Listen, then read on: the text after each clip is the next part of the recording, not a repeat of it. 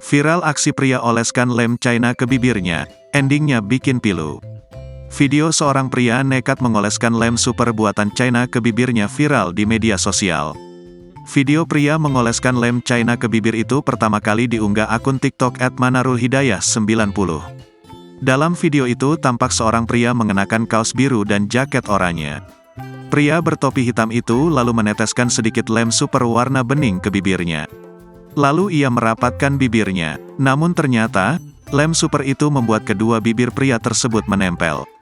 Pria itu kesusahan untuk membuka bibirnya, padahal ia sudah menarik bibirnya supaya terbuka. Sedangkan teman pria itu hanya tertawa melihat hal ini. Aksi pria ini pun mendapat banyak komentar dari para netizen. Joget dong, joget dong.